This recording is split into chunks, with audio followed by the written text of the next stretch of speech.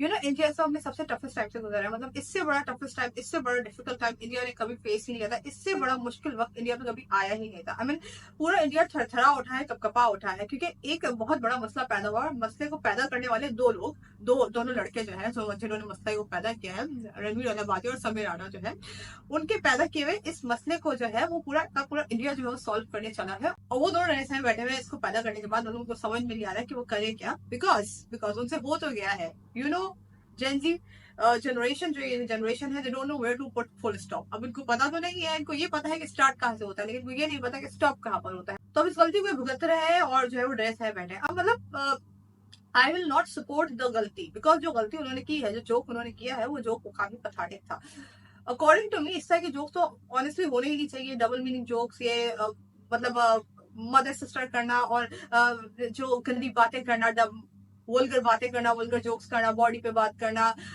और रिलेशनशिप से बात करना, इस तरह की गालियां देना सिर्फ हंसाने के लिए। आई डोंट अंडरस्टैंड कि गालियों पे किसको हंसी आती है। आई फाइंड स्टूपिड, मतलब मुझे स्टूपिड लगते हैं वो लोग जिनको गाली पे हंसी आती है, या इस तरह के जोक्स पे हंसना।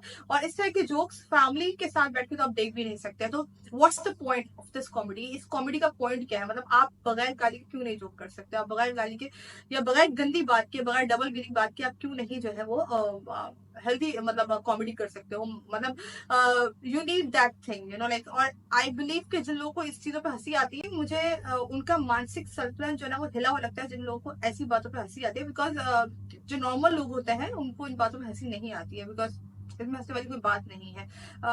जो जिस तरह की ये कॉमेडी होती है, but the outreach and the hate they are facing, ये बहुत ज्यादा हो गया। मतलब अभी ये जो है ना, ये इसकी लिमिट क्रॉस हो गई है, क्योंकि इससे भी बड़ी बड़ी चीजें हो रही है। मतलब जो इंस्टाग्राम पे न्यूडिटी हो रही है, जो इंस्टाग्राम पे वल्गर रील्स बनाई जा रही है, इंस्टाग्राम पे जो उल्टी सीधी चीजें हो रही है, वो उस पर क्वेश्चन मार्क नहीं है। सोशल मीडिया पे बहुत कुछ हो रहा है, उस पर कोई क्वेश्चन नहीं उठा रहा है। मैंने देखा है कि कुछ चैनल्स भी इस तरह के हैं जो खुलेआम वल्गैरिटी कर रहे हैं, खुलेआम जो है वो वल्गर चीजें कर रहे हैं। अब इंस्टाग्राम पे कुछ इस तरह की रील्स ऐसी है जो खुलेआम जो है वल्गैरिटी ऐसी है कि वो इंडियन सोसाइटी के ऊपर एक क्वेश्चन मार्क है कि ऐसा हो क्यों रहा है। जहाँ पे मैंने ऐसी रील्स देखी है कि जहाँ पे women are showing their body, मतलब they are showing their body, and nobody is stopping those reels, those like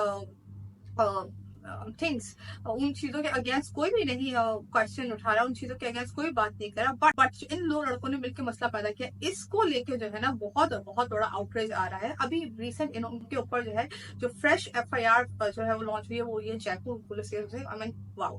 but अब इनके चलते जो है बाकी लोगों की रोजी रोटी बंद हो गई, बाकी जो कॉमेडियंस हैं उनकी रोजी रोटी पे जो है ना वो लात पड़ गई है। अब अनुभव बासी जो है, उनके अभी शो होने जा रहा था, उनके शो पे जो है लॉ एंड ऑर्डर का बोला जा रहा है कि भाई लॉ एंड ऑर्डर का चक्कर है, तो इनके शो को आप कैंसिल कर दीजिए। बिकॉज इनके बासी जो इनके शो में जो है वो ऑब्जेक्शनेबल जो है वो लैंग्वेज यूज की जाती है, तो इनके शो को भी जो है वो बंद किया जाए, इनके शो को भी नहीं चलने दिया जाए। इनका भी जो है वो मतलब this is something pathetic, you can say. Because अभी आप कॉमेडियंस, जितने भी कॉमेडियंस हैं, आपने उनको इतना डरा दिया कि अब जो अच्छी भी उनके अंदर से कॉमेडियन निकल सकती थी वो तो गई। मतलब क्रिटिसिज्म करना या चीजों को स्टॉप करने का तरीका होता है, लेकिन इस तरह का आउटरेज लाना, इस तरह की चीज इस तरह से करना, आई थिंक ये बहुत ज्यादा हो गया। जबकि दोनों तरफ से माफी बार बार मांगी जा रही है और बहुत बार माफी मांग चुके हैं। आई एम श्योर, 100% श्योर कि वो तो छोड़ो, उनके होने वाले बच्चों के बच्चे भी जो है वो ऐसा जोक करने से डरेंगे। मतलब